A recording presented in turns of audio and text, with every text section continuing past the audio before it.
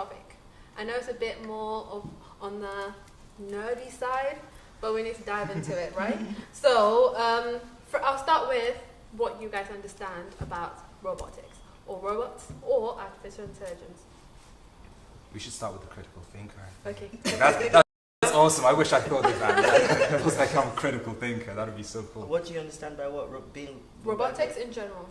It's about replacing human efforts and human I wouldn't say existence, but human that human factor that's being put in to produce something or to get an end result, taking that out and replacing it with like technological advancements, for instance, like gadgets and systems and softwares that can do stuff that a human would otherwise do.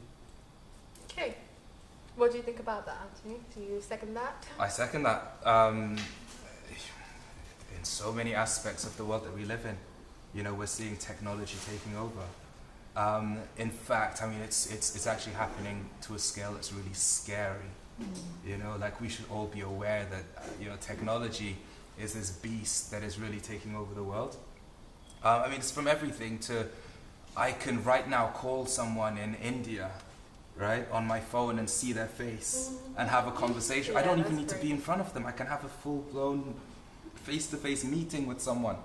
People can interview for jobs using all this technology. In fact, I heard just a few weeks ago on the news that, and I don't know if anyone else heard this as well, but Facebook created this AI that literally learnt its own language, taught other AI that same language, and they were communicating with each other without the control of Facebook. So Facebook had to shut the operation down because they could, if you think about what that means, right? In the world that we live in, which is a scary world where you've got things like, nuclear war as a topic that everyone's being quite concerned about, and you've got technology that's controlling stuff like this. What if the AI is able to communicate with each other and decide, let's just launch them? That is actually an extreme. That's a really extreme example, but potentially, if what we're talking about, AI can create their own language, communicate with each other, a language that we as humans can't understand, and they can do things without our control. Is that not possible? Right? That is possible. So I mean, it's happening at a scale that I think everyone should be aware of. But it's things, and I think us being able to talk about our experience of robotics and robots in the world that we live in is important, not just in terms of creating awareness of that, but also in terms of us being able to have an analytical discussion, evaluation about what that really means in the world that we live in. So, Ayuba, I'll throw this at you. What do you think the impact would be on us generally, everywhere, when we talk about robotics? Automation and stuff, yeah. I think it kind of links back to your point, and I think when we say robots, it gets like, people can have this kind of image of like, and it's always a bad image of like, but then that is possible, you said nuclear war, but then when you see like, I forgot the movie was called with Will Smith, like when robots have their own, iRobot, that's it. Yeah. But then I think when we talk about robots, we talk about like computer systems and stuff, and I feel like the effect that would have on people is, yes, unemployment will increase.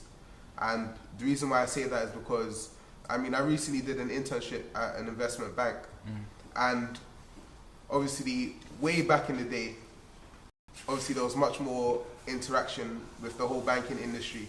You couldn't just type something on the computer and something would be sent across or a transaction would be made. But now robots have taken over that job, and now you told a robot to do that. Now, I feel that it's kind of starting a ripple effect where the same people that are in work right now, their jobs can be done by a robot. I feel like you said, it'll be some sort of, I'm not very... Replacement? Yeah, it'll be a replacement, but I'm not really into maths, but I feel like there'll be some sort of algebraic equation or something that will get someone's job, but then it's true, but I feel like we generally have a really bad, we generally think about really bad stuff, but I think within our control, robots can be very beneficial as well. Yeah. Right, so I'll throw this one at you. Okay. Right, so what happens? What do you think would happen if all of this comes to life? What would happen to third world countries, for instance, who will probably take a while to get to that particular stage that I think we all are scared of. What do you think what are the possible implications that could happen in countries that can't afford such basically? I think overpopulation, because if everyone is like me, I'm scared of this whole robot thing. Basically. I mean, just simple things.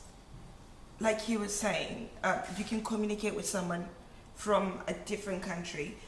Your bank system. So it's quite beneficial that third world countries are slightly behind in comparison to first world countries, because people would then have a place to go to. There might be overpopulation. I'm thinking of our head. There might be overpopulation, but people might have a place to go to because of the ripple effect that's going to happen when you actually have no control and you don't know what AIs they're creating now. There's just so much going on with this whole robotic system that people, they might end up losing control. I mean, at the moment, coding is okay. We can code stuff and then create all these fancy things, which everyone is into. And these children of today, now they're all so high tech. I don't know if it's my age, but I'm a bit scared, and I'm more a people person. I want to deal with people. I don't want to deal with a machine, basically. And I think I just wanted to say, linking to that point about younger people being very high tech, I think the big concern with that is now as when these young people grow up, all they've known is robots in a way. All they've known is their phones. They've never gone way back where none of this existed and there wasn't any robots. So it's like in the future, our lives are going to be so dependent on these machines. It's like we've never known anything before that. That's what it would be like. So would you rather have a robot doing your house chores and like doing all of these things and do it efficiently rather than having, I'll throw this at you actually, rather than having like a normal human person who's maybe a cleaner who would do your job but not do it properly, or probably do it mumbling stuff under their throat, or like, you know, not doing it out of their heart, but you know the robot is definitely going to do it the way it wants. So you would rather have a human serve you than have the efficiency of a robot who would do everything the way you want it to be done. I'd rather deal with a human being, because then you come to the question of conscious. You might create a robot, but a human being, can you create conscious within a robot? Because if you program that robot in a certain way, and I don't know, something twitchy happens, I'm in my sleep and this robot comes and starts choking me with all its power. I read too many novels, clearly. And then I'm like, in my head, a human being maybe might have an element of consciousness. They might, oh, I don't want to go to hell, let me not kill her. Robot, no, I think a human would have more chances of strangling you to death than a robot. Because I think with technology there's more certainty. And I think we're worried about all the wrong things when it comes to being, this robot. We're in 2017. I don't expect to still be using BlackBerry and big up to all this. But it's like, what is the main problem behind all this robotism and all this technological advancement? I think personally is really those people in charge of creating and endorsing these products, and those people in charge of, like, you know, designing the software and administering it to whatever group it is, wherever it is, be young kids or whatever product you're talking about. Okay. But I think that's really the important thing, because we're human beings. We've got different types of like species. Like we've got goats, we've got cows, we've got, you know. I need to get to 2026 and live like I'm 2026. So.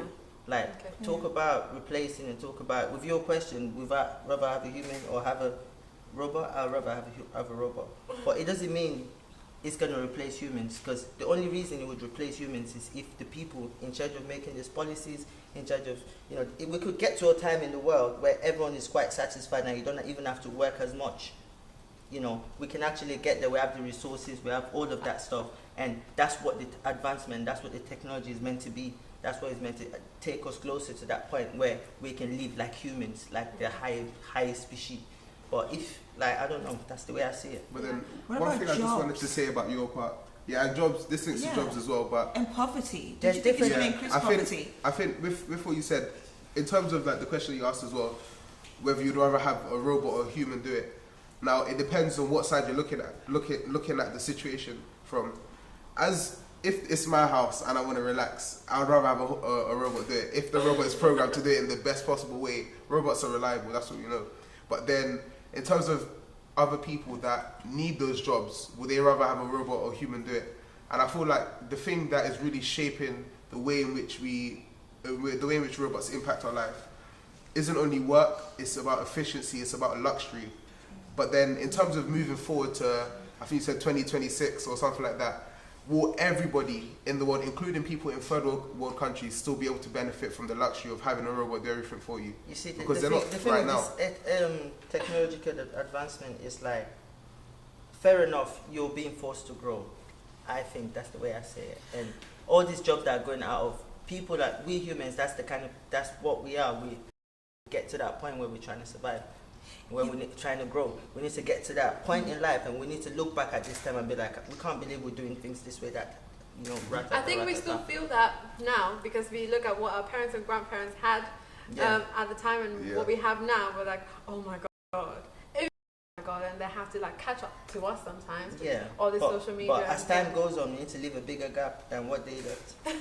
I mean, here's where I'm coming in now. I mean, I think when I was a young child, I don't know if anyone watched the Jetsons.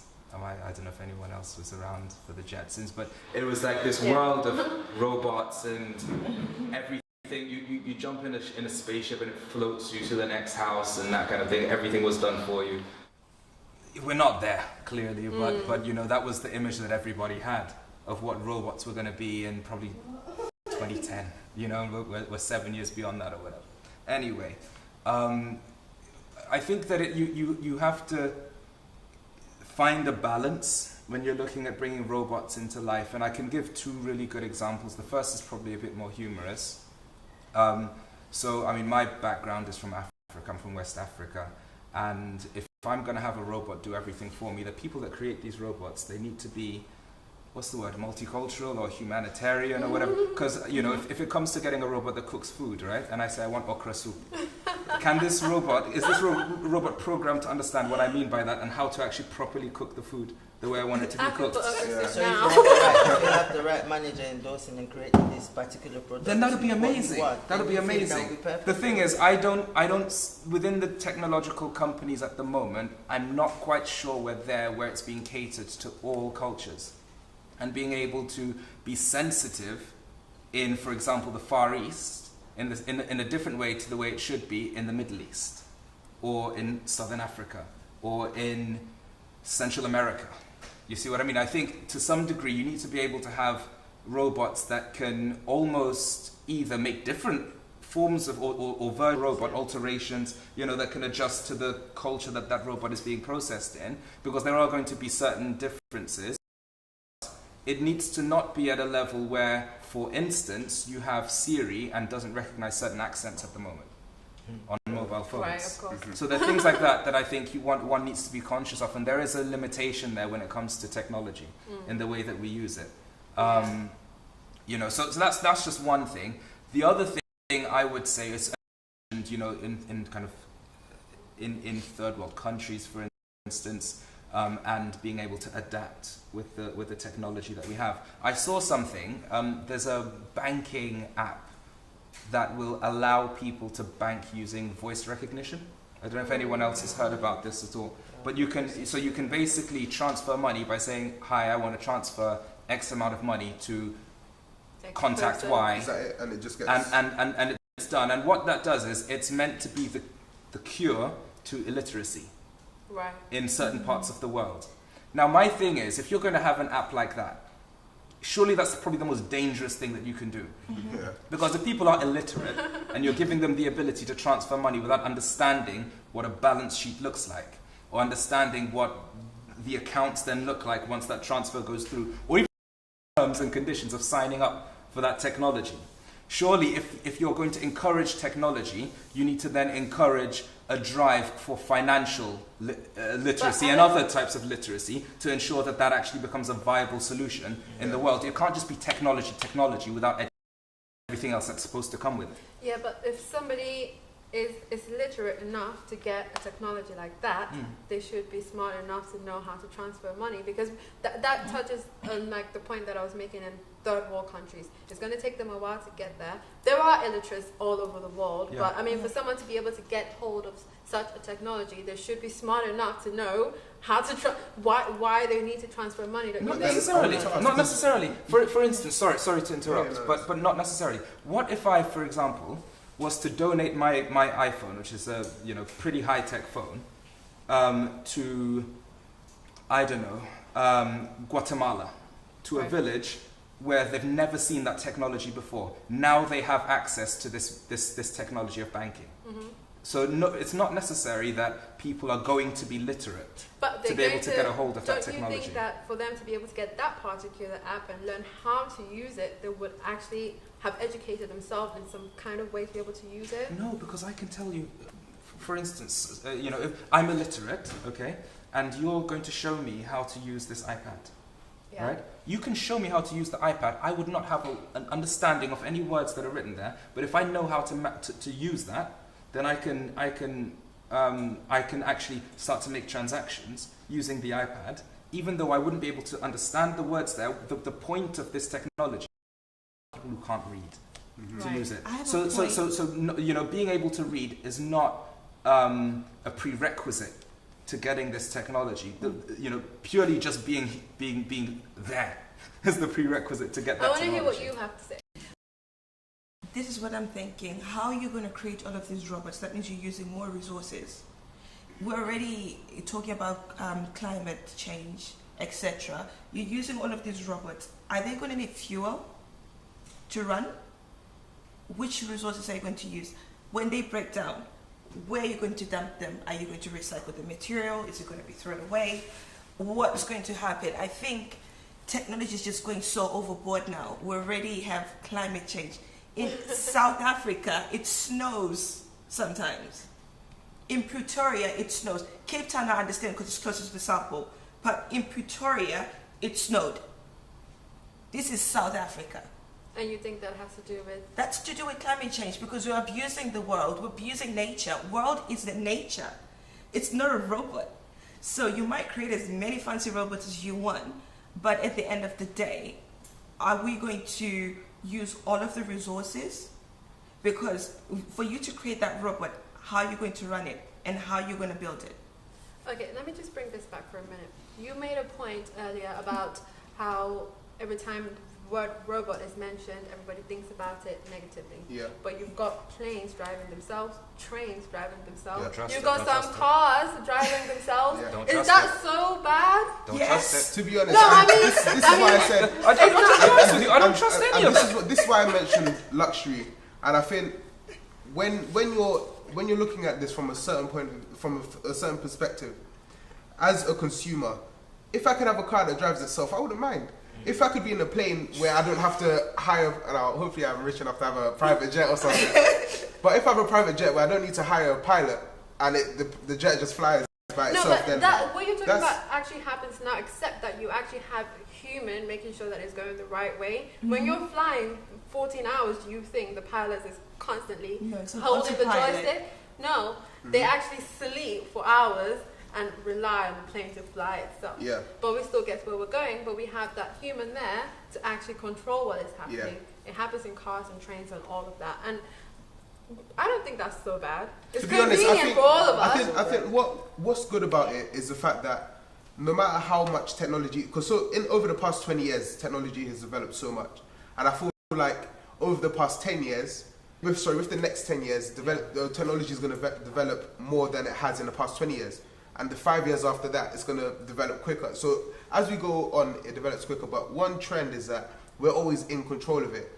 We don't let a plane fly itself without the pilot being there to monitor the autopilot. Right. Yeah. Now, from when I feel like it starts to get dangerous, where the pilot steps off the plane and says, "All right, have a nice flight," because the plane is going to take you there. And it's like, now this is where we move to technology doing everything by itself, and anything could go wrong. And that's where now we don't have control over that. So that's why I say, in terms of luxury, in terms of efficiency, that's why technology is good. because we still have control over it. And people talk about how it's scary and it can be dangerous, and it can be very beneficial as well. It's hard to explain. What I want to now, most people are worried about robots taking over humanity, but the real thing is robots are there to help. I think what could help, what could make things worse is AI, artificial intelligence, and robots joining together, which means that a robot can think for itself, nurture and grow for itself, teach another robot how to do everything, and then they're going to realize that, hang on a second, humanity, what have they been doing to the earth? What have global whatever? Okay, then in Pretoria, so let's just destroy all of them. That is something that could happen if both things could come together, don't you think? Yeah, I mean, that is the scary part. I don't think it's robots on its own. I think that is a combination of artificial intelligence and robots. I wouldn't even go that far. Sorry again to interrupt. I wouldn't even go that far to say that it's robots and technology coming together, or robots and AI coming together, because when it comes down to it, we are the ones that have to program these robots. We're the ones that create them. So I think, like everything, the people that create the robots are the source of whether it's useful or dangerous or whatever it is. It's not the, But as humans, as you can see, we've been pushing the limit and pushing the limit. I mean, 200 years ago, you would have never thought that, we would be FaceTiming other people, but we keep pushing and pushing and pushing. We're gonna do you not think that we're gonna get to a point where we will be able to control all of this and live a happy ever after life, and then somebody will be more curious to push it further, and then that will just I think as the pushing happens, it's controlled by humans. So I feel like the real danger isn't for robots to start thinking for themselves, because everything that robots think about, humans have given them the chance to think about it. They limit what they can think about. The real danger is the more powerful that robots become, who's controlling what the humans are thinking? This is where it gets to a point where someone can go off and create a robot that has artificial intelligence and then program it for the wrong thing, and that's where the danger comes.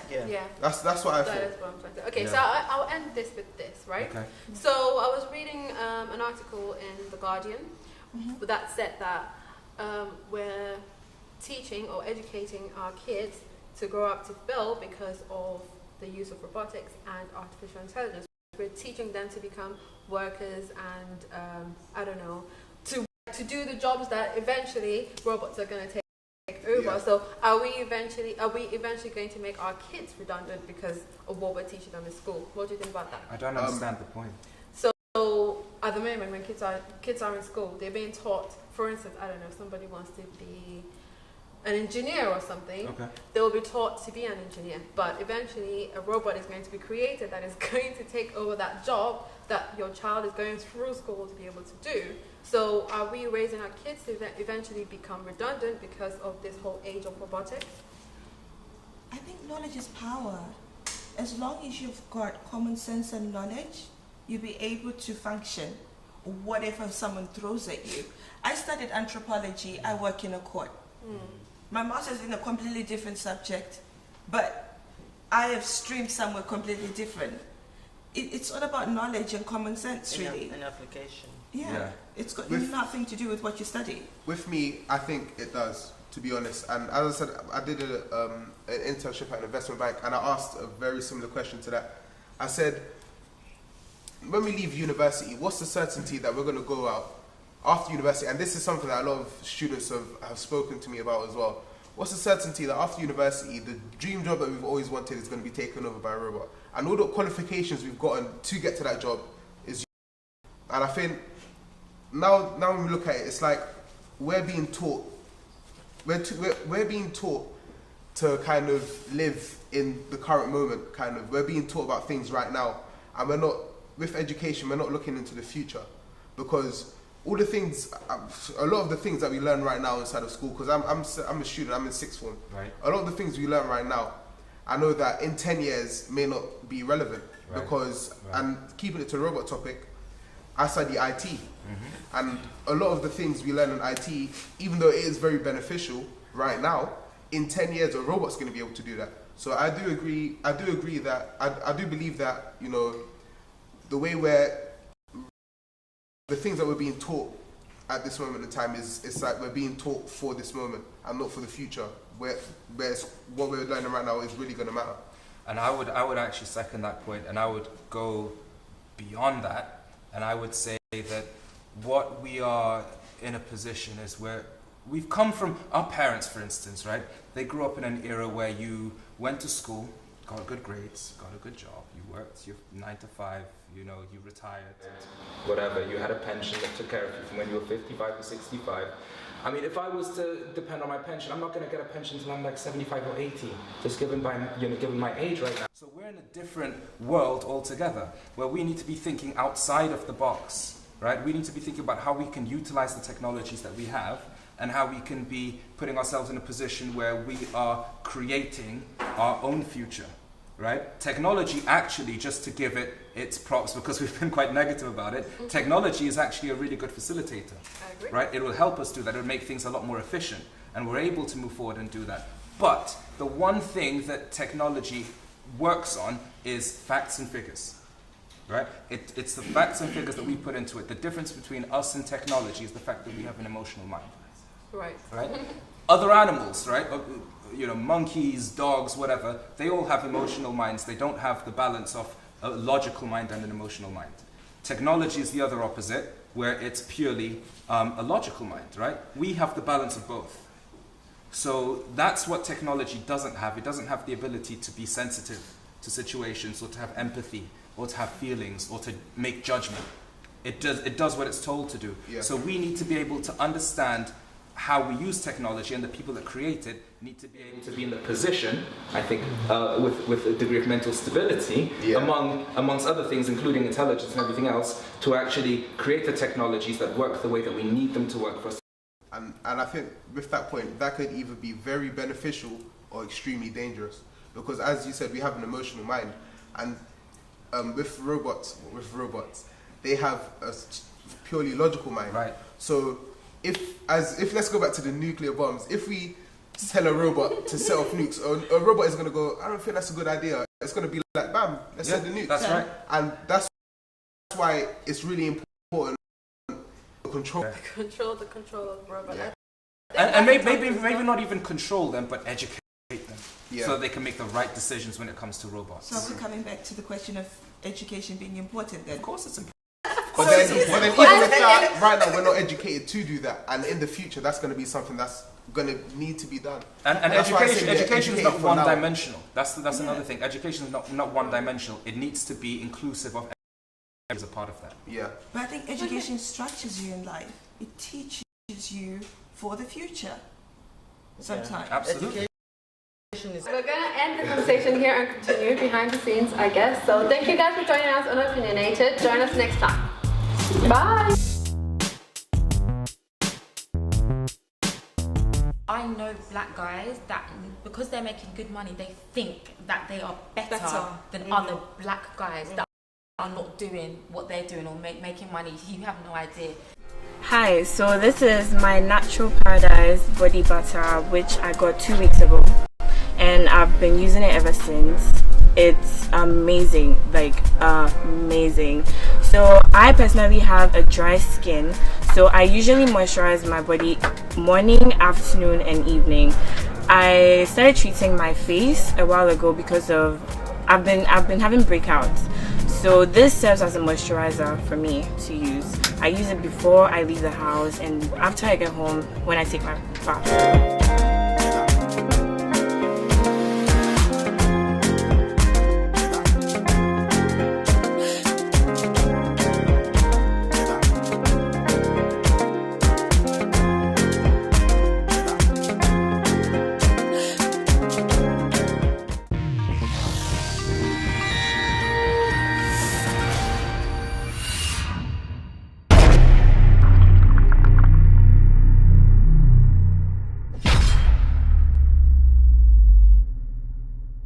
So today we're discussing a very touchy topic, and it's on being black in today's society. Is it a blessing or is it a curse? So today I've got with me Leah, I've got Tia, I've got Rena, and I've also got Ayuba.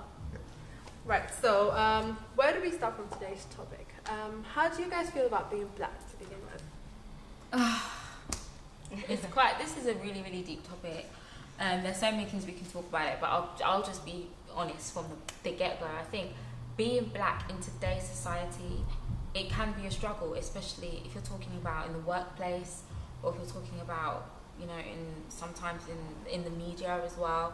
As you know, I personally think there's a systematic sort of racism that we have in society today. But I think as black people, we need to learn how to support each other and sort of rise above it. I think sometimes we feel like,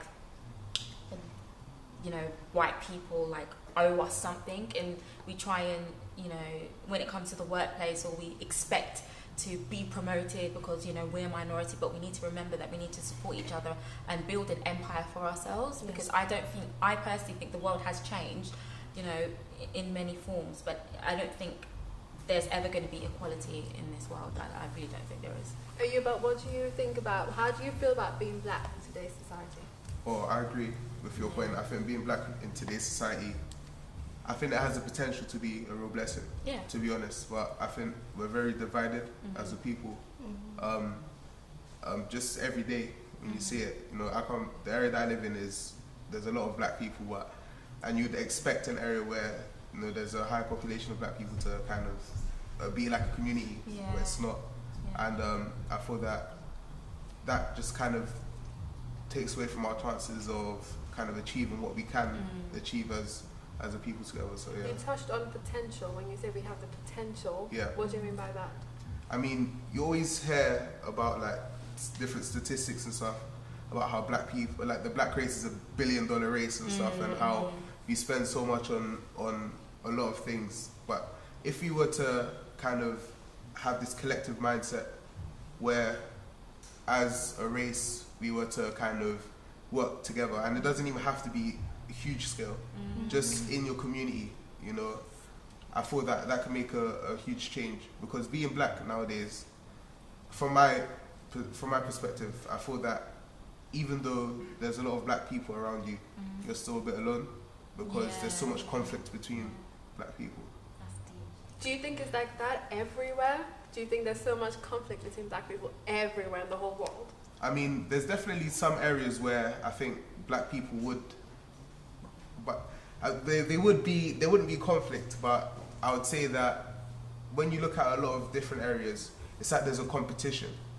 And just for example, if I was to say inside of my area, or going to my school, or, you know, there's never really been a collaboration. But then when I look at like pupils from other races, like for example, inside of my school, there's always like black people fighting black people and all of this. But then we always look at kind of the Asian batch. That's what we call them, like the Asian group of friends, and they're tight. They don't, you know, they're close. You know, it's just stuff like that. Yeah. So I want to touch on something. Yeah, Carrie. I was going to touch up on the same thing really about being in schools, and I had this very bad experience when I was actually in primary school. I was in year 5 and I moved to a new primary school, and the majority of the school pupils that were there were white and Caucasian, and me, I was probably like the 3rd black person in that school. So me moving into a school like that, it was quite intimidating and quite threatening at the same time. And within a couple of months, I did actually receive quite bad racial abuse, to the point of where my mum had to take me out of the school. She had to appeal in court for my case, and I had to get home to because of it. And I mean, in a sense like that, being in a school where you're a minority, it's very intimidating, like I just said, and you know, you can actually feel left out, lonely, where nobody understands where you've come from, and you're receiving abuse from A, B, and Z. You know, it does actually. What kind of abuse did you like? Oh, why is your hair like that? You know, it just looks horrible. Why is it like this? You can't even put a comb straight through it. Stuff like that. Because obviously when I was in primary school, I wore my afro, and you know, I wasn't ashamed, because when you're bringing up Your mum used to plait your hair in two, if not a pineapple, run a whole black coming around the head. Like, you know, so it stood out from pupils who had straight hair and who wore a ponytail out, and it was different, so it appealed to so many people. Why is it different? Why does it look like that? Why does it feel like that? And for me, it was, again, like really quite a lonely time in my life where I experienced that. Yeah? What about you, Tia? How do you feel being black in today's society? I know hers was a bit emotional, but what about yourself? Like, I can't personally say that I've ever experienced anything to that extent. Like, that's quite extreme. I feel like a lot of the stuff as a community, people do it to themselves also, because okay, this might have happened and that might have happened, but at the same time you can't keep banging on about it without trying to rewire your mindset, your mentality, do you know what I mean? Okay, what are we going to do from this day forth, like, to make everything better? Do you know what I mean? So, you know, if you keep like just thinking about what happened in the past, hey, it happened in the past, like, kind of thing, but you're still dwelling on it, and you're not pushing forward to like rewire, like, and you're putting this down into your children. So your children now, say your children feel worthless. So you're being told, oh, you know, oh, if you're black, that, you know, you're going to be arrested. So you know, I'm not letting you. You're not going here, or whatever, or something like that. You know, for example, or you're being told that, oh yes, slavery happened. That was a very small section. It was a big catastrophe, but it was a small section in time, because black people have contributed to the world. But some stuff has been covered, some has been lost, some has been destroyed. But that's going a bit deeper. But as soon as you're skimming the surface, you just got to try and rewire yourself. The question is, how I feel is, are we proud as 4 women standing or sitting right here to be black women? And the reason I ask that is because not one of us are wearing our natural hairstyle, which to me, you know, whether it's a blessing or a curse, it's the fact of the matter is, are we really happy with ourselves as black women and as black men? But obviously, I can't say anything about him. I think one thing with that topic, I think partly black men are partly responsible for the reason why black women may not be proud to be black. Can you elaborate on that? Because I think kind of needs a clap still. no, but I think that when we look at it, I feel that nowadays black women are just, they're not treated with as much respect. Exactly. I think, and I feel like black men sort of take advantage of black women in a way. What does as much respect mean? As in, you know how you have like the stereotypes of black women? Yeah. And What are the stereotypes? as in being Stubborn, loud and ratchet and all of that and stuff. sexual objects. Yeah, and all of that. And I feel that men really play into that, and I'd say ignorantly, they see all black women as that. And for that reason, it's like you can just treat a black woman anyhow, kind of, or you wouldn't want to be in a relationship with a black woman or something like that. And then, as much as women, like, there's a lot of very strong women that feel that they can like withstand that, but then it still plays on your emotion, it plays on how you feel about yourself. And I feel that over time, and the longer it happens, and I think it gets worse as well, that the way in which black women view themselves are greatly kind of but the thing is, a black woman would never say she's trying to look like a white woman by wearing synthetic hair wash, you know, like a synthetic Okay, let me just ask you like guys that. this, right?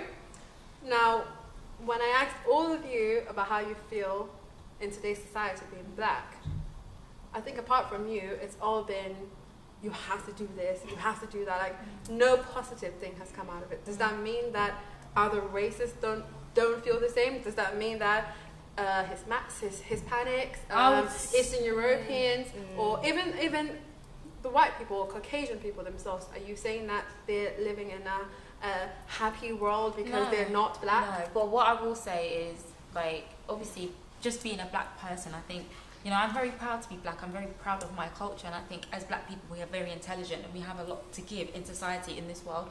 But, you know, let's be honest here. I think that, you know, I know that you said that racism was just a very small part, but I have to disagree with you. I think slavery, sorry. was very a small part. I think that, you know, we were slaves for over 400 years. And mentally, we're still being enslaved. We are still being enslaved. And I think a lot of the things that we go through today is almost a domino effect of what happened in slavery. Exactly. In terms of what you mentioned about why black women wear European hairstyles and why we think that's more beautiful, why look at us a certain way and kind of, you know, draw this stereotype about how we are. All of that has a lot to do with slavery. Now, what I will say, to answer your question, the reason why I feel like we're saying so many negative things about being black in society is because it actually has a dominant effect. It's a domino effect. So do you not? And it's a cycle. Like every time you apply for a job, you know, they're looking at your skin colour, they look at your head, they look at your name. If it's Shaniqua, they're not gonna, you know, accept your application because you're called Shaniqua. You must be black. You know, it's Shanice, you must be black. These kind of names, they put a stereotype in people's minds to then perceive you in a manner where you're not good enough for that role. So. But the Holocaust, for instance, was a huge thing. I mean, people still talk about the Holocaust now, but you don't see the races that suffered the Holocaust making a big deal about how that has affected their race so much, like black people. And why do you think that is? I think that mainly because the Jewish community now they kind of segregate and separate themselves from a lot of other races in this world. They own things, they have their own thing, they support each other. But when it comes to the blacks, we've kind of been, you know, because of slavery, because of everything that happened, we've naturally got a divide. We've got a divide. We don't come together. We do not unite like any other race, Asians, you know, the whites. The people unite and they come together to support their race and their thing. Black people, and no matter what shape or form, they don't come together and unite. That's why we're lacking in business. So why do you think that is? Why do you think we don't come together? I think there's because a lot black of people are ignorant. That's what it is. You know, they actually look at the other black person like, you're not any better than me. You're actually probably the same as me, if not even lower than me. Because they look at the white man like a higher man. You know. Why do you think we do that? Because we've been immune to be put that way.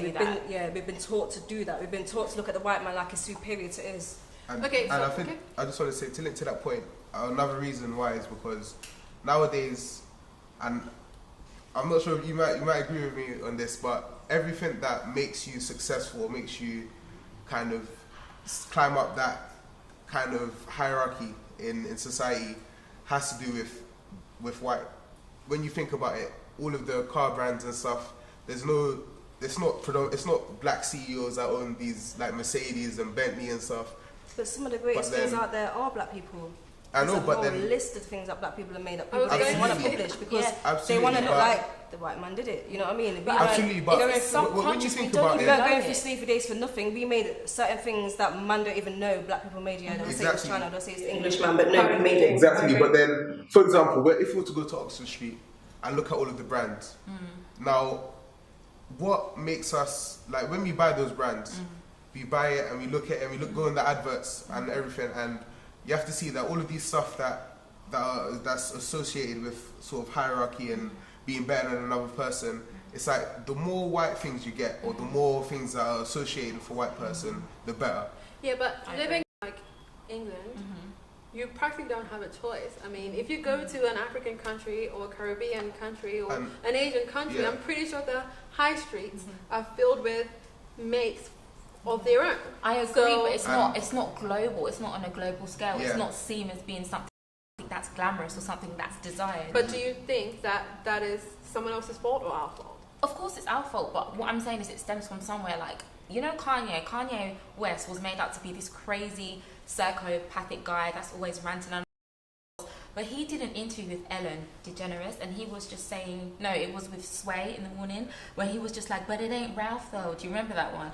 And he was complaining that, you know, the corporations aren't letting him create luxury brands. And I'm thinking, all this guy cares about his money. But it was really deep what he was saying. He was trying to say that, you know, a black person can't own something that's desirable by the masses. That's the but what is that? I think what he meant by that, you it's see our that, fault. You see, say for instance, a black man has got a good job, a 9 to 5, he's walking or he's driving around in his BMW, nice white BMW, he gets pulled over because he's got a nice car. Yeah. The police are like, why have you got a nice car? What do you do for work?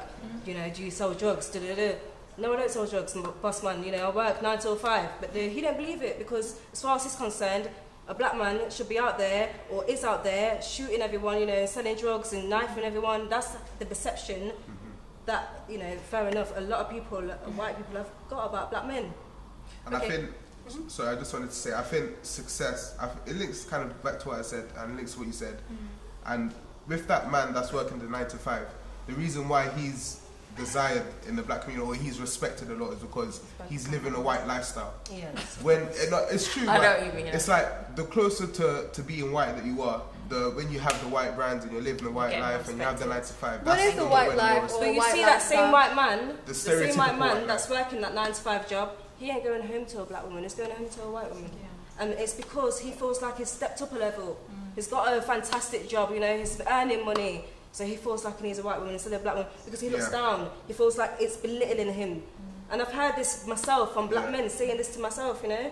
Look, I work in the financial industry, and I know black guys that because they're making good money, they think that they are better than other black guys that are not doing what they're doing or making money. You have no idea. What, like doing they what will they're literally, doing in what in sense? terms of like working in banking, like being a banker, they make a lot of money. So you know they look down upon guys that are black, but they're not bankers. They're not doing what they're doing. But I don't feel that is the same in other cultures as much. I really don't think it is. What do you think, Tia? Yeah. I think it would be ignorant to say that there isn't, say, a problem. Yeah. But the thing is, there's a bigger picture, which is divide and conquer. How many things can you give this race to make them still think, oh yeah, we're down, we're this, we're that, and then I'm going to give this race so that, oh yes, you lot are yellow skinned and you have small penises and do you know what I mean? Or you lot eat cat, rat and dog, and then I'm gonna go to the Indians and say you lot smell like curry, like you lot are like mainly wear glasses, like, and just like you. Do you know what I mean? Different cultures, but it's another strategy, and that's no offense to anybody, by the way. That is just another strategy to divide and conquer.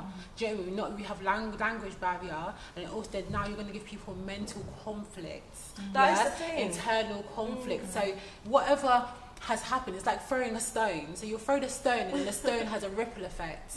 Yeah? And that ripple effect will keep flowing down until somebody breaks the cycle. Right? So now it's for the new generation to break that cycle, because at the end of the day it's not like things haven't progressed. No, like I said when I first started speaking, it'd be ignorant to say there wasn't a problem, but you're not the only people with these certain problems. It's just a different way, i.e. the Holocaust, where it's just different ways. People need to see the bigger picture. Yes, Rome wasn't built in a day, and yes, people still have these concepts, like mind concepts or whatever, like who is fairer, who's darker. Do you know what I mean? I even heard it from my own parents, and what my aunt used to say about how she hates her Negro hair and all those kind of things. So you're hearing these things as children and you're growing up with them, but it's up to you to try and rewire that, because what you think kind of present on the outside. So if you think something, the grass is green, but it's actually like, you know, it's moving into autumn, it's going a bit brown, but you're seeing green because you're still trying to project what you're feeling on the inside. I don't know if that's a good annotation, but you know, you've got to kind of change the mindset. And if we don't break the mindset, then we're going to keep mentally suffering and going forward and thinking, oh, I'm not good enough, this is not good, do you know, I don't like this, you know, kind of thing. Let me bring this home a bit. Right? So, we're talking about being black in today's society, and I think everybody was thinking about being in England, right? So, I know I'm Ghanaian and you're Ghanaian too. I'm pretty sure we know a little bit about our heritages. And if we were to go back home, do you think everything would be all like liberal and all like fun because finally we're in like a black society where we don't have to compete with a white man or somebody of another race? No, I still think there will be major competition. Definitely. You know, between any humans, there's naturally going to be competition between a man and a woman, between a couple and a man. You know what I mean? There's going to be competition, and no matter what form you go in your life, you're going to bump into someone who wants to compete with you, even if it's your own race. So if you was to go back to your own hometown, I think you would still experience a bit of discrimination. What kind of discrimination would that be? Maybe that you're a female, maybe that you're not from this country, or maybe that you've come back. So it won't have to be about being black anymore. No, it won't be It about is, being I black feel because like you've it come is. back Like- to your hometown where the majority of the people are black. I feel like with black people, and I think it happens in a lot of a lot of places, but when so now we've moved from London where there's lots of different people and the discussion is being black, and now we're in Africa where there's black people everywhere, so you can't give that excuse. So what's the next excuse? You're from this tribe, you're from that tribe, But you're it's from not just Nigeria, that, you're So from is it Ghana. all It's down still to us like- making excuses because we're I sitting think- here and we're having this discussion I- and Yeah. we're all trying to look beyond what we're talking about right now. And do you think that if like other people had to look beyond, now we wouldn't be having this conversation at all? But to touch back on what you said, I don't think it, and I think it's not just you're from this tribe, you're from that tribe. I think it is still to do with where you're from in the world, because let's not. That's what where I'm are saying. you That's from? what Are you I'm saying. Like, Ghanaian? obviously, if you come from somewhere else, so you've come back to the country. Yeah, they're going to gonna rate just- you more. yeah, like rate if you more. went to Gambia, I guarantee you having a Yeah, British I've been there. accent and Yeah, you yeah. being from It's London. like my mom. In My Gambia, mom said in like Gambia, your it's actually stories. like My that. mom said something story. She's I come think- off a plane from Jamaica, Yeah. and they've suddenly said you're foreigner. You know what I mean? Yeah. You're a foreigner. Because that's what they say. When Yeah. you know what I mean? And- Like you're foreigner, you're not from here. Yeah. And she was like, she didn't even have to speak for them Yeah, to say that. yeah, All yeah, she of did is course. come off the plane and they're coming up to her like you're a foreigner. They you're a just foreigner. treat you different. They you're know. from a Do you white know what I mean? man. Whether So you've who's got the they? same And that Who's links they, back guys? to Who's links back they? to having. Who's they? Do you have As people in in people the other that- country, the black that people live that in got the same Africa, skin that colour live as in you, they'll Jamaica. still discriminate you because you're still not from that land as far as they're concerned. You might have the same skin colour, but if you weren't born and raised in that country, they're not going to see you as the same.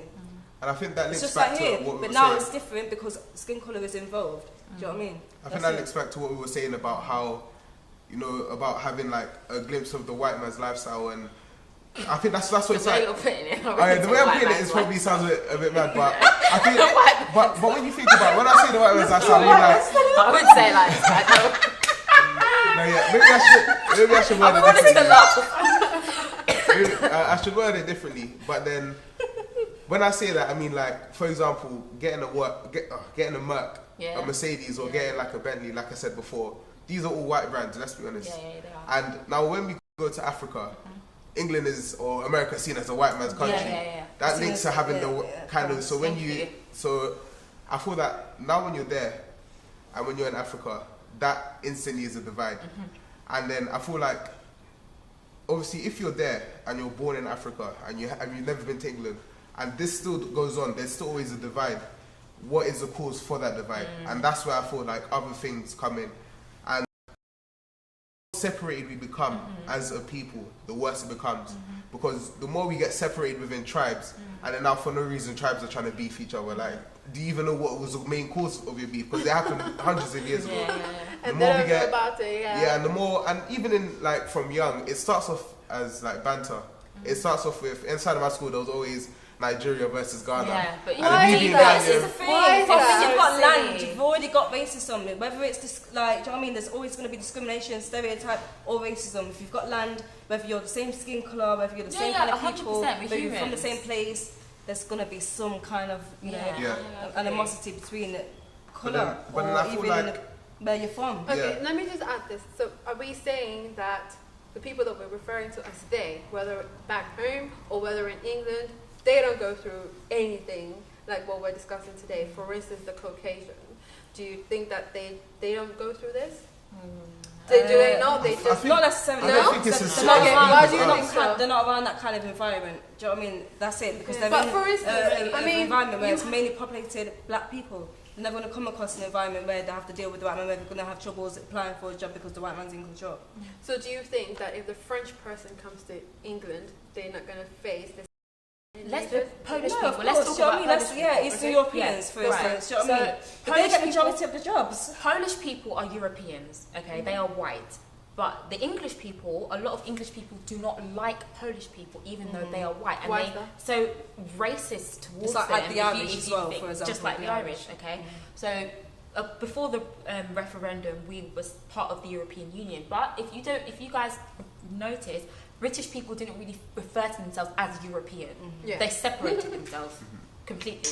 Okay, so when Polish people started coming into this country, they saw them as they're taking over their jobs, they're taking over the NHS, but it wasn't the skin colour. That's It what was I'm the saying. fact that they were from another country. Let's be real. So it's The thing different. is, it's Do you not- understand Okay. what I mean? So is it possible that what we black people feel as a people is the same thing that another race Yeah, feels. of course, but it's Yeah, but not different. necessarily, History's because the different. white man To would be rather honest- employ a But white yeah, man that's got his it's own the skin history colour. Do you know what I mean? Whether is you're different. from a To be different part of the honest. country, you'd rather employ somebody else with the same skin colour as you than take a black person. Yeah. To But be I don't honest, think that's racist. I think with I black don't, people, I don't know if I it's think racist that's or not, but you know what I mean? I think it's kind of a divide, a division, Yeah. because, you know what I mean, you can say you don't like an Eastern European, but you rather hire them to be part of your workplace than a black person. Yeah.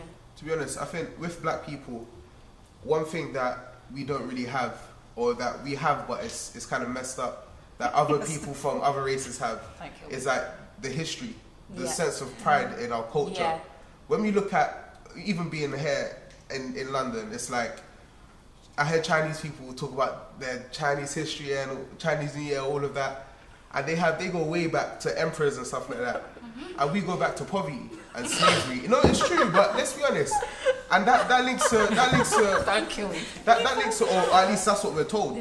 That, and when a lot of people, black people that Yeah, grew but up in there's this a lot of country, stuff to be accomplished, you know what I mean? There's a lot of things to look up to and say, yeah, Exactly. we conquered so much. Martin Luther King, do you know what I mean? All Yeah, these but then great even- people that but- conquered. But, it's, and- but the you only see, that's thing- why the only thing I'm it saying- goes back to the mental rewiring. but the only thing I'm Because saying remember with I that said is, it goes You back need to to that stop point thinking in it. time. Everybody keeps going back to this one point in time. Yeah. Because That it's one the same But then- thing. but They then have I'm to saying learn this- from somewhere now- to- for them to Like be on Martin that Luther level. King- there was people. There's people being enslaved in all countries, yeah. But that's what I'm saying. Is you got to break that mental cycle. Going back before that time, what happened before that time? There was great empires. There was Yeah, but black people know our history. We know where we stem from. We That's know what I'm who was saying. the first people born on this land. Do we though? We're the strongest No, we don't. people. Exactly. How do we not know I don't this? think But we do. I want to And there's there's, proof to of be it. honest, I There's think general knowledge of this, that there's proof of this out there everywhere. Do you know- what I mean? We're the do- first do- people that was born do- in this land. We are the strongest, physically, mentally. We're the obviously strongest because physically we've been because through we so were much whipped things. when we were building the We've been building, diminished, that's we've been brainwashed to think Yes. like dumb people, and that's what we've become, to the No, point but- where we're killing each other. what I'm Okay, trying to say is, wait, one oh yeah, moment. no, yeah. Let me just give Tia a minute. She didn't finish what she was Do you saying. know what? I think there's a quote that says, "Don't let your schooling affect your education."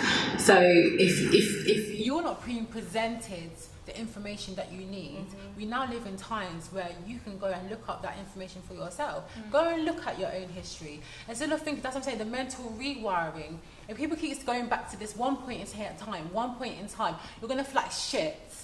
Yeah, and you're No, I going to agree. continue, and then your thoughts. But your most son- people need to know where they And- came from in the first place, Well, and but some people I think- don't. So you but need to this start from somewhere. that's what you have a tool. If you have the will inside of you to change that and be like, okay, I'm going to find out for myself because I'm not getting any answers, so I'm going to find out for myself. So you take it upon yourself to go onto the internet, go on Google, go to a library, go travel to another country if need be. Go look at the architecture, go and learn about the history. Do you know what I mean? You've got all this DNA ancestry test that you can swab and look at other things. Take it upon yourself to make a change. Why everybody sitting here, sitting wherever, sitting in America, sitting in Africa, thinking, oh, woe is me. This happened. Yes, it happened. It wasn't very nice. It was not a very nice point in time. Yes, it still has a ripple effect, but you need to break that ripple effect. Enough is enough. But I think that's what Yeah. we're talking I about. think- We're talking about the issues that's happened today because of the ripple effects. Not to say Yeah, that we should continue. that we should to continue. do. Rome But I'm wasn't saying that built we in a don't day. support each other. So now I think we are the new generation of people that we are, especially in this country at least, that we are now beginning to like own things and support each other. And I think that we will grow as a society. We need to stop, like, not all black people, but I think a lot of black people kind of expect the white man to give us stuff like, why aren't we doing this? Why aren't you letting us in your company? Well, why should they? Do you know? I understand that this is divide, but let's be real here. In this human nature that we live in, there's always going to be divide, but we need to learn how to stick together and support each other. But how do we do that when black people would never come unite together? That's the thing that's always I been think, an But I we issue. think can't- this links to the history, and what I really wanted to say about the history, I know this is taking us back a bit, but and I agree with your point when you said that when you keep on referring to one point in time, it's going to make you feel like crap. When you keep on talking about slavery, Martin Luther King was a great man. Malcolm X, Rosa Parks, these are great people, but their whole being, everything that they stand for, is overshadowed by a bad cause. It's Yeah, but this is overshadowed the by reasons why you should be proud to be black. It's not about Exactly. referring to the past to make yourself feel better exactly. about But being then black. the question It's is, about- what is there to make you proud to be black? When you go back home, you see poverty, you see struggle, you hear about slavery, and this is where I think we always talk about how a piece of our history is missing. I want to ask you, do you know who, someone, his name's Mansa Musa the First? Is that the first billionaire? I think He's the richest person to ever live, and he was black. He was an African. He was the ruler of the Malian Empire. Stuff like that. That's only one thing. When we look at history of other races, Why do you think we've never heard of him? Because they try to diminish our history. I think this is getting very, very heated, guys. Yeah, We it can go is. on and on and on. It's a big topic. It's a and to be forever. honest, I think there's no certain answers. There's no There's certain no answers one because answer. there's so many different perspectives. But I think in order for something like this to change, it's like there needs to be some sort of enlightenment. And I always said this. I feel like you can poke at this situation, and poke there, and like one person can research about the history and another person, but until together as a movement, black people are. I always see this. If there's black people to support themselves, that's when we'll see change. Because to be honest, we're black people in a white man's land. Let's be honest. So when you say stuff like, why should they employ us or why should they do this? Why should they?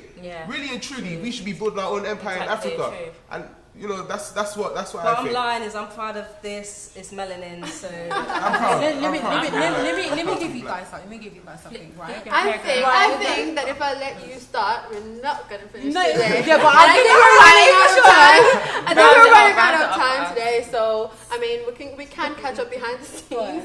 But yes, thank you guys for joining us today, and see you next time on Opinionated. thank you.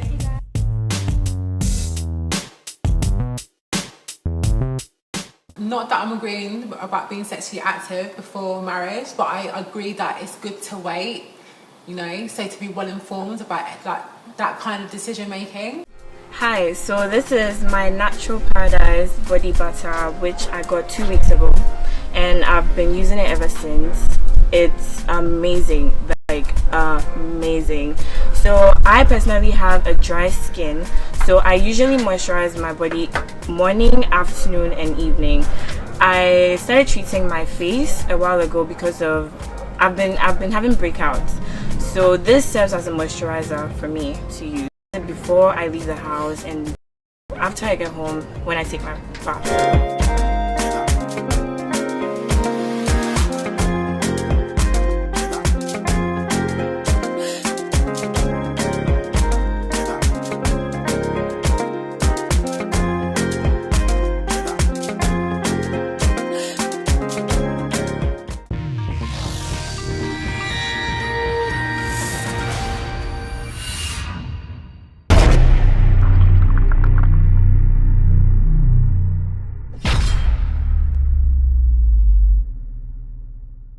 Today we're discussing a very, very interesting topic. We're discussing sex before marriage, guys. How do you guys feel about that? Personally, I would say sex before marriage is totally up to the couple themselves. Whether they would like to go ahead with that decision, it's totally their choice. However, I do have an opinion in regards to especially religion. So if you're Muslim, for instance, they believe that sex before marriage is not on. So, you know, if you was to go against your religion and do that, then I do think it's unacceptable. But yeah, generally, I think if the couple are happy and interested in each other in that sense, then yeah. So what about the individual, not the couple as a whole, but what about the individual? What if, is it right or wrong for somebody to choose? Well, for somebody else to choose for you, who you're going to marry. Themselves, yourself. How do you feel? Like because she was talking about it being based on the couple. Mm-hmm. So individually, you can choose to have sex before marriage, right? Mm-hmm. Is that right or wrong? I wouldn't say it's a right or wrong answer. I mean, I think it's totally, again, down to the person and whether they believe it's the right time for them, the right decision for them, and you know, if they're happy, then I don't see it being wrong, other than how I said before, if it's going against their religion or their beliefs.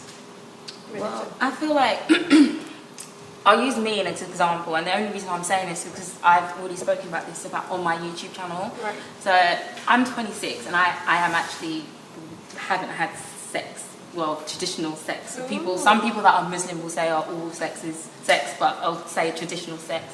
And for me personally, growing up, I didn't grow up in like a religious household. Like my mum and dad didn't go to church, but they made us like have Jehovah's Witness, and then we went to church. But I think growing up for myself, it's like I just wasn't ready, and I wasn't put into the peer pressure. I went to an all-girls school, so I feel like that helped. But as I've grown up, I'll be very, very honest. Like it got to a point in my life where I actually regretted not doing it, because now I feel like, I know this sounds really bad, but I'm just going to be real here. Now I feel like I'm in a stage in my life where I have to wait until it's the guy that I'm going to marry, otherwise I'm going to get... Can I swear? It probably will be bleeped out. Okay.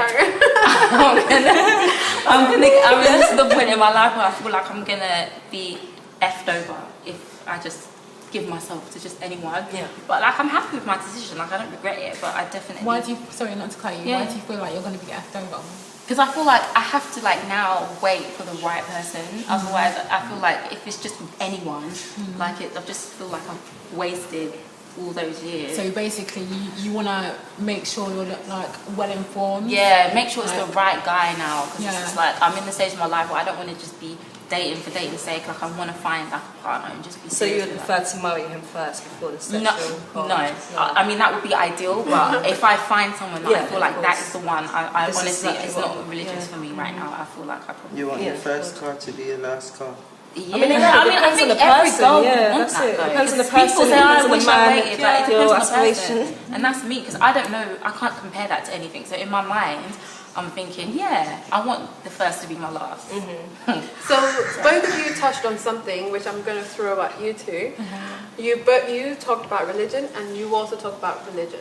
Right. So without religion, does that mean that sex before marriage will be fine? Because I mean, I think there's celibacy for a reason. I feel like sex is normal for people to have it. So why do people make celibacy a big thing? Now, you touched about religion.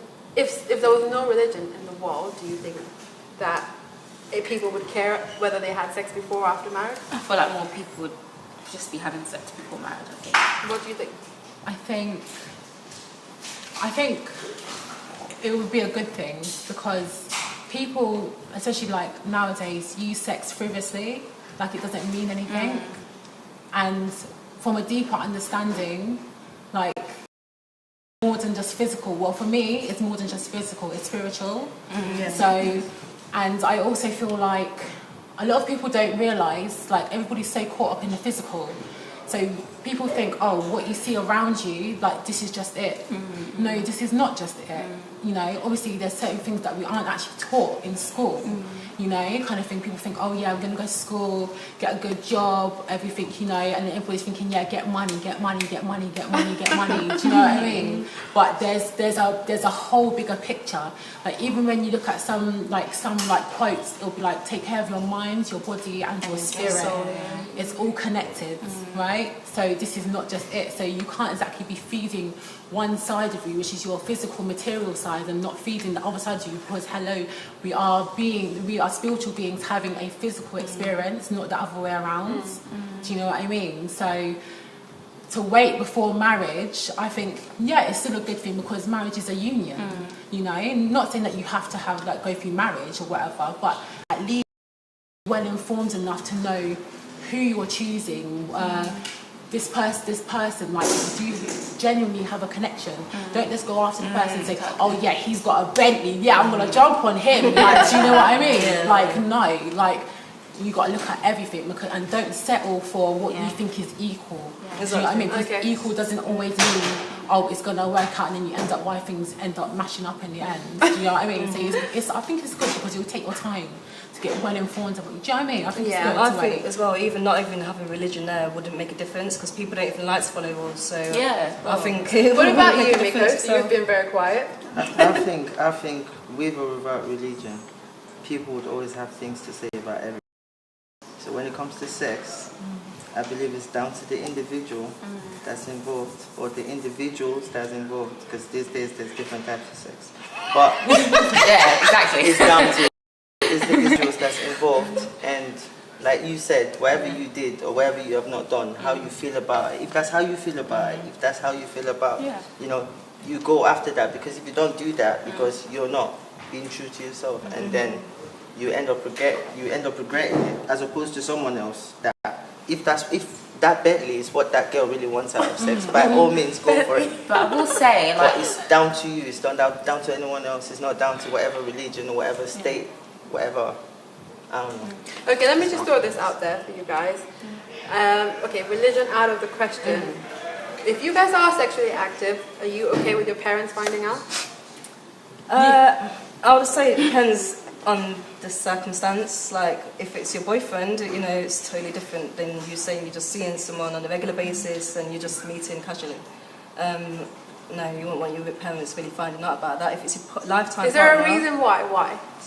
Yeah, because of, you know, you want your parents to believe that you're committed to someone, you're devoted, and that person feels the same way about you, and you want them to be being with someone, you know. So. But then, do you think that the fact that you're actually considering that your parents don't think that is the right thing to do, or you wouldn't tell your parents about it, makes it wrong before marriage? Because I'm pretty sure after marriage you would be okay to talk to your parents about it. I think it depends on the parent. Like, my mom knows everything about me and everything that I have done and have not done. Like, because that's just how my mom is. My mom is very open, and we have conversations about it all the time. And I feel like it just depends on the parent. And I think and the relationship, and I don't think that if you feel scared to tell your parent, then it makes it wrong. Because I think when it comes to sex or sexual activity, it's very personal, and you don't really want to hear it from your mum and what she does, and you also don't want to tell her. Give it to your mum. It just depends. That's my baby. It just depends on the situation. Yeah. You wanted to say something earlier. No, I was going to say, what are you trying to ask me? My mum knows that I have sex. Does she? Yeah, of course she knows. It's not for everything. So like, back it up.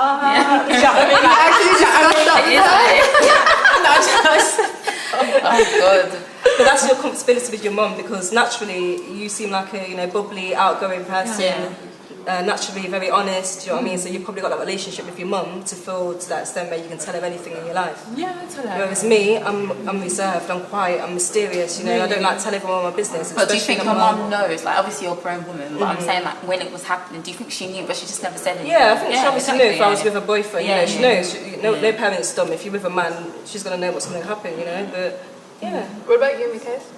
He's a man. He doesn't give a damn. It's my parents' business what I do in the bedroom. So.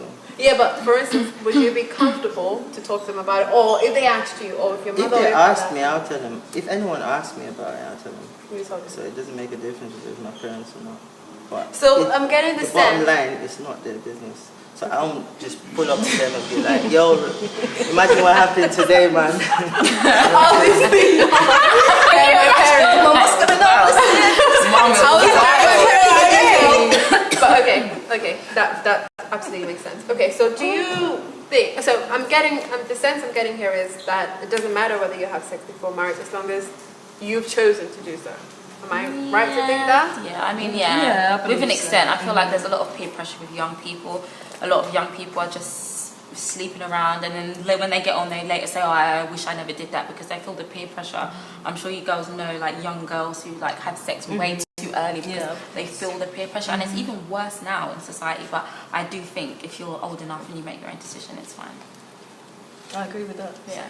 Okay, so my final question for you about this topic is: do you think it's possible, since everyone is cool with having sex before they get married, to be with someone for maybe about 5 years and choose to abstain until 5 years? I mean, I haven't. What do you mean? What do you mean? I don't know what you mean. And choose to abstain. I mean, like, you're dating somebody, you guys are in a relationship and everything, and then, I don't know, I don't want to say you guys have done it once, but I mean... Once in 5 years? but let's say like somebody, one of you chooses to stay away, decide to, like, you know, be sacred until you actually sign that bit of paper, because for 5 really years. Marriage is, apart from like the spiritual union or whatever. You need to be with that person for 5 years. Yeah. I think sign I a can contract to be with that person, but I don't think the guy just can. in a relationship. Let's be real. I don't think no guy's waiting for me for 5 years. You don't think I can do that, but there has to be some sort of intimacy. But sex, like, fine, no sex for 5 years, I can do that. But I don't think no man's gonna wait for me. They'll be cheating on me. So. But now that you talk about it, can somebody choose to just stick to oral sex and not have actual sex, and it will still count as sex? Does that count as sex in marriage? I personally think it's up to the individual. Like, obviously, a Muslim that's never even seen a penis before or a vagina will be like, oh, you are not a virgin, because that's in their mind, all sex is sex. But for other people, I don't think it is. I think it all boils down to sexual maturity. Yeah. What is sexual maturity again? Let's educate some of us, Are we going to be showing it? What is it? What is sexual maturity is like... I think just knowing where you stand sexually and how you feel comfortable in yourself, in your body, how you are with your partner, how you portray yourself to your partner, how you and your partner's intimacy is, and knowing when you feel right to go ahead with that person to do whether it's oral sex or just constant whatever. That's sexual maturity? And seeing things for what they really are. Like, well, not for what they really are, because they are different things to different people, but it's quite wide, isn't it? Is it? It's not being ashamed to have sex, it's sexual maturity. Go to your parents and say, me and my partner are so happy, we're having sex. Well, not probably like that, because I probably already know, but just being open and honest to people about your relationship, even yourself. You ain't got to hide it. If you and that person feel that way about each other, just show it. Perfect. Do you have anything to say? You haven't said anything about that. Hold on, I was going to laugh. But it's quite wide. Stop it. Right. No, what was the goal? So, give me the question. My question, they were talking about sexual maturity, and they were saying it all depends on that when it comes to sex before marriage. And I want to hear your thoughts on that. I think, again, it comes down to, being well informed, what you're comfortable with, and knowing what you're doing, and why you're doing that. So are we saying that religion doesn't matter, parents doesn't matter, it's down to the individual? Yeah, you're born, you make your own decisions in life. That's what it boils down to. Your decision, no one else on this earth can really tell you what to do. You're your own person. You was born alone, you die alone, and if you want to have sex before marriage, that's your own choice. I agree. Right. It's just as long as you're comfortable with it and you're not harming no one. It's not against your religion. If you're not a Muslim, if you're not following that religion, then I don't see there's no harm in it, really. Okay, come on, guys. I really feel like you guys are holding back a lot. I mean, you were all good, as if your parents were watching or something, but I really need you guys to be very, very, clear and detailed about this, right? So I'll start with you, Tia. Okay. You're the one who was, the most open about, you're being sexually active before marriage, of course. But can you tell us a little bit about how you were brought up and at what point you actually chose to, be sexually mature and do your thing? Okay, first off, not that I'm agreeing about being sexually active before marriage, but I agree that it's good to wait, so to be well informed about that kind of decision making. And then, but for my upbringing, it wasn't say strict, but it was quite sheltered. I don't know if that's the right words, that kind of thing. Do you know what I mean? Very my mum and dad were very protective kind of thing. So obviously I didn't really get to go out and explore until later on. Do you know what I mean? Kind of thing. So for me, either way, waiting and not waiting, it's up to the individual, but just be well informed in every aspect. So when you chose to choose for yourself, what are some of the things that you actually thought about that helped you to make that decision? What are some of the things that influenced that decision? Curiosity. Okay, now I need to probe on that. What does that mean? I don't know. I think that's why everyone basically. I don't know how old you were when you started being curious, but I think young people. That's why they end up in sexual relationships, because they feel curious and they want to know. So do you think the reason why you waited has no bearing on what your parents think or what your religion thinks? It's just something that you've chosen for yourself? Yeah, I think when I was younger, I'll be honest, it was definitely the way I was raised and the religion. But as I'm older and mature, I know now that it's to be honest, it's I don't want to feel attached to a waste man. Imagine giving your everything, and the guy like doesn't call you again, I will throw a rock in your house. Like I need to be with someone that I know like loves me and cares about me, and I'm willing to wait. Like I don't feel that urge to just do it with anyone just because. So what if you meet someone who doesn't want to wait? Oh, then someone that actually possesses everything that you need. No, then that's not in right. A man. Like, and people, I'll be honest with you. Like people think that being a virgin is like this amazing thing, which it is. Like I'm proud, but I've been rejected. Guys have like lied to me. Like it does weed out the bad guys as well, because it's like guys can't keep up a front for too long. So when you start clocking that he really wants to and you're not, he will literally cut you off and not talk to you again. But I know that you think that like you said earlier that you wouldn't wait for a girl, you would actually cut her off and just like... I don't think I'll cut her off if it's the right girl. Even if she thought she was going to make me wait before, she would change her mind when I mentioned it. What is it that you're going to do that's going to make her change her mind? It's just the way it is. I think things should not be forced. I don't believe in all that waiting stuff, and not for all the wrong reasons. But yeah, but what if the lady doesn't feel forced, but that's what she wants? But think about it, she's everything that you want in a woman. Everything. If she was everything I wanted in a woman, she would have fallen for my walls in the first So place. you're going to let her go? So I don't think you're right by saying she's everything I wanted in a woman. Your question is flawed in the first place. Okay. I take that correction. But what does that make you as a person, though, if you just let someone go because they don't want to have sex with you? It makes me honest. I ain't got time for bullshit. Yeah, I prefer guys that are just not honest. You know, when you're ready, come back. But it might take you 2 weeks. No way. It might take you 2 months, but come back. But I ain't gonna sit there and lie to you and tell you or try and beat around the bush. So if she wanted to wait a few months, you let her go? How did we even get to the conversation where she's telling me she wants to wait a few months? Okay, maybe you've done Was there it no once attraction before. in the first place? How did we get to that point where we're sitting on that couch trying to get maybe to that she wants to first get to know your personality. She's not. She's going about it the wrong way then. Anybody can get to know. Do you know what I mean? Let's be real. I'm going to be honest with you. Anybody can get to know. Do you know what I mean? Yeah. I'm just being raw. Get to know and get to know are two different things. It's deeper than that. Do you know what I mean? Because at the end of the day, the thing that's going to help anything last, depending what you're looking for, is the person's personality. Like sex is the sex. Do you know what I mean? Listen, anybody can open their legs. Do you know what I mean? Like let's just be real, kind of thing. So it's the personality. It's what's upstairs.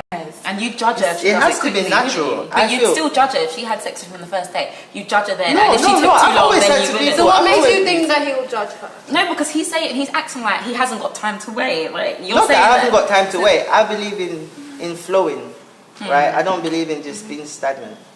Okay, so And if I was with a woman, and if naturally that doesn't occur, and that doesn't push us to that point, we could be 3 months and we could be a whole 6 months without having sex. But I would not want to sit there and feel like there's a barrier stopping me. Okay. No one would tell me that, yo, man, you can't do this. You're not used to having anybody tell you. I'm not used to people saying You're not you used to can't anyone do this, telling you you can't no. have that. So I she can't- said I to always you have that what I want. basically she wants sex. in a couple of months' If she time felt or like she years' had to time. bring up that conversation with me, and that means she must have felt that I wanted that, and she can't provide Not necessarily, it. but So why she's probably thinking it's been a certain amount of time already. I naturally know what men are like. After a certain amount of time, they're going to want physical. That's how women see it, do you know what I mean? Yeah, well. Whether or not it's true, there's some guys that can probably wait till after marriage, there's some guys that can probably wait till you're a certain age, there's some guys that can't. Yeah, I think it's sexual attraction is different, right? You meet I meet a different girl today, and that's what I got in my mind. So even if we're gonna get past that stage, and even become whatever we're gonna become, we're gonna have to cross through that first stage first. I meet some other girls, and they tend to give me a different kind of vibe, or they tend to, but we can still be the same girl that I could beat on the first day, and that same girl that I would beat 3 months down the line.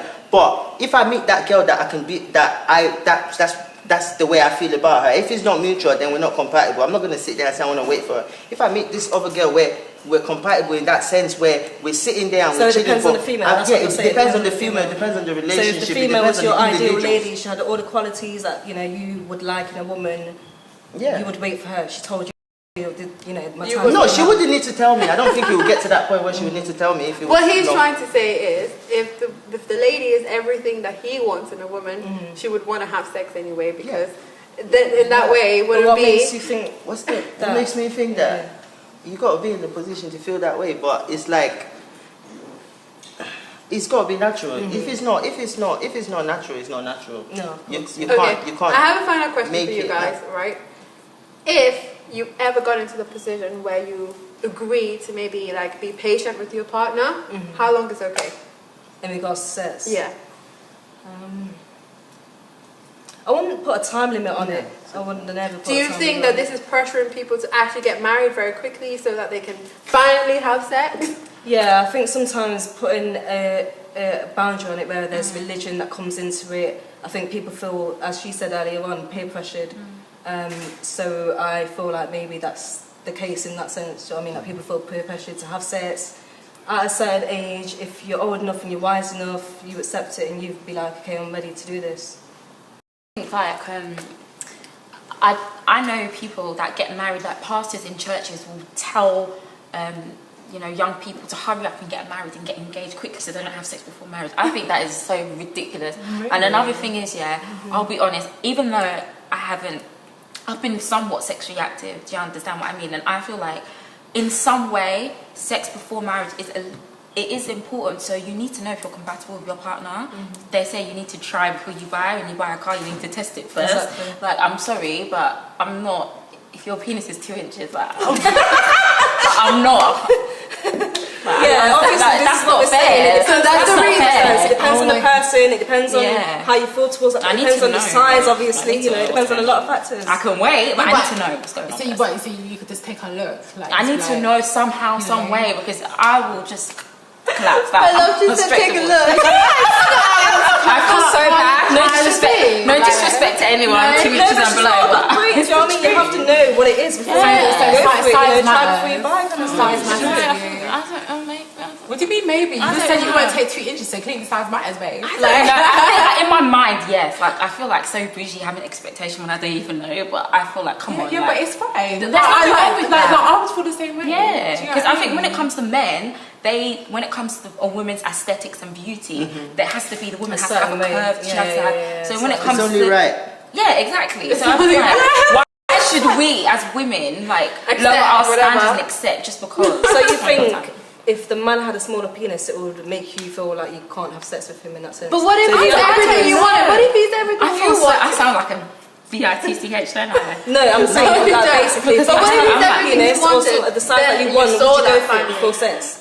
So is that a kind of like an excuse for you to say, alright, I'm not going to go for it because this penis might be small? So if it was big, would you generally actually do it? Okay, well, I don't know if can I get personal? Yeah, do it. Well, basically, I was seeing this guy. We were seeing each other for a long time, and I saw it and whatever. But I was just like, that's a bit mad. Like, under what circumstances? It was too big. It wasn't gonna happen. What circumstances did you see it? Huh? What circumstances? Like, what circumstances? It was okay. It wasn't more of a see. I felt it, like just kissing and If touching. they were around, like it wasn't that intense. Are you like, sure? I could have done that. It was just like a little kiss and touch. We were dating for a long time, and I was just like, nah, I can't. Honestly, it was just because it was cute. Problem. I feel like it would have been a problem for even you girls. So are you saying that it's size does matter? Basically, she's saying it was an anaconda. I think size matters. Let's not lie. And this is someone that hasn't even, and I'm saying it. So if I'm saying it, it must be true. So how big is big? I don't know, but I just know that. Or how small is small? And what has that got to do girls. with have sex before marriage? No, do you know what? Let me support. Yeah, it's sex before marriage. You need to see before. Let me support. But this is my point. You're saying because it's small, you wouldn't probably go there. So I'm saying if I was in love, that's different because I want to fall in love before I have sex. So you're saying before marriage, you would do it before marriage. Like it sounds shallow, as shallow as it sounds. Like comment, like you genuinely want to feel something. Do you know what I mean? Not too much about that. There's too much. Let's hear him out. What do you think about that? Well, the girl wants to fall in love. And at the end of the day, if you want to fall in love with something, you have an expectation of it, right? So you have an idea what, you know. So if you have an idea that this penis is going to be like this, you ain't going to settle for, so it's only right. Yeah. It's only right. So you're saying in the sense to stick to what you know? No, not stick to what you know, just make sure you're getting what you want. Because if you don't get what you want, if you decide to settle later on, you might get somewhere at some point and have to reverse and change your course again. Okay, just to complete this segment, what I want to actually understand is that all these things that we've just spoken about, if you met somebody, this is very important, because there are a lot of boxes that we all have that need to be ticked for us to actually marry someone. So if we really met someone who ticked all these boxes and we finally got down to it, I don't know, maybe you want to test it out before you actually get into the marriage, and then you figure out that, hang on a second, this is not what I wanted in the first place, but we're just going to leave this person? What, the Willy side. Yeah, you mean like the sexual expectation is not as good as you thought? I would say. I think I want to hear everyone out on this one, so I'll start with you. Is that what you mean though? The sexual expectation is not as much as you thought? So you've committed but to this person, here's your ideal everything, man. Okay, so and you're like, okay, this is it. I'm gonna settle down with this person. To be honest, if you know you're gonna be with that person for a lifetime and sex ain't pleasing you, I'm sorry, but that's not gonna make you happy in the future. The man might have the ideal traits that you wish for. He might buy you gifts. He might, open the door for you when you come out the car. Stuff like this, like ideal traits that a man should have or possess to a woman that feels love from a man. But if the sex is not something you're loving, or if you're not passionate about the sex, if you're not feeling connected to that person, or for some reason he's just not fulfilling your sexual desires, I think in time that could be a problem. So it could also be selfish for you to then be with that person, because in time, if you're not happy with the sex, it could become like an issue later in time. I heard you saying to everything that she was saying. So do you agree with everything she's saying? I agree to it. Yeah. Yeah. Do you have anything to add? What man is staying? What Do you have anything to add? About if I met, this is quite a broad topic though. But at the end of the day, if you're going to be with someone, make sure this particular topic we're talking about, sex, means the same thing it means to you, to that person. Yeah. What sex means to me and what it would mean to someone else is totally different. To some people, it's a sport. So I can't meet a girl that's not ready to run. I can't meet a girl that's not ready to run and expect love to be enough. It's not going to be enough. I'm not being selfish, and I'm not going to be, lie about it. I've met people like that in the past, and I've been with, obviously there was love there, and I liked every other thing there, but it just wasn't. I've had that experience myself. There's some guys perfect, but when you're there and you're having sex, you're not feeling that connection. You're not feeling the sex enough. Well, you know what I mean? What about? Because I agree with you to an extent, but I would say that because sex is personal to everyone. I would say for me, I think I could, have some sort of counselling or stick it out, because I've had, with my ex, well, I've only had like one boyfriend, but with him, we had such a deep connection that it was deeper than I felt like with anyone.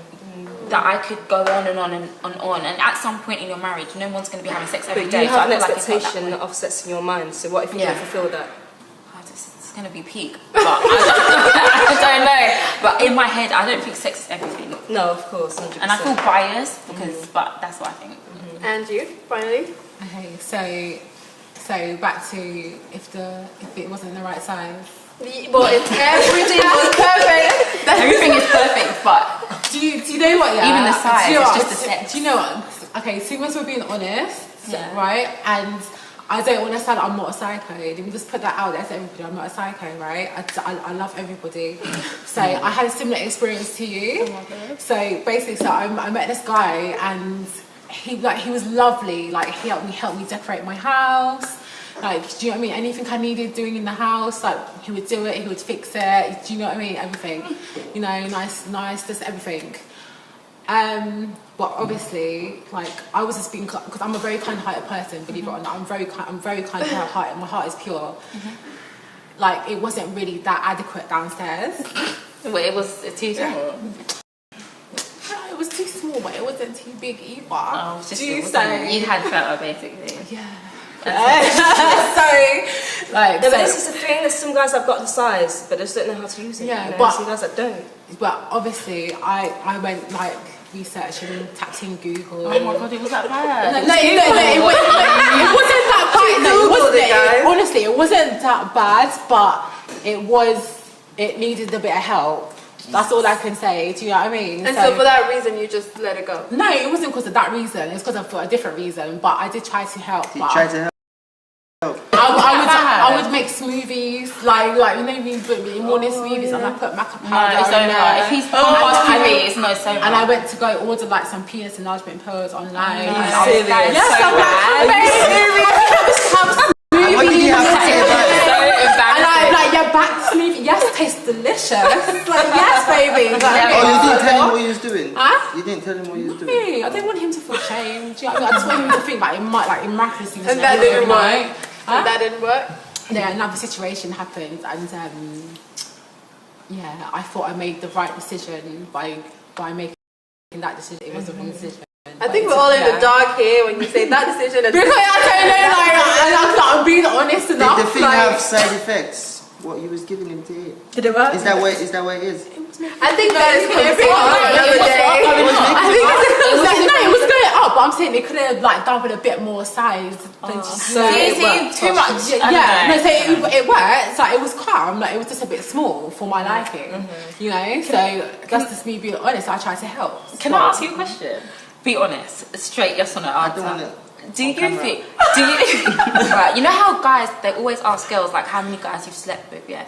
Do they really care about the number, or is it more for their self-esteem? Like they feel I think they're going to people are compare me to different, someone and else. the sexual majority, people would view sex and how many people you slept with and all of that stuff differently. People would think, oh yeah, I'm going to meet a girl, she has to have, she has to have slept with a certain amount of people. But if you connect with someone in a certain level, those experiences that they've had that you're seeing negative might actually come in handy. I don't know how to explain that, but. Are you satisfied with that answer? Because you had to stop everyone. I don't believe it. Okay, right. So I believe that's it for us today. Thank you for joining us, guys. See ya. See you later. Bye.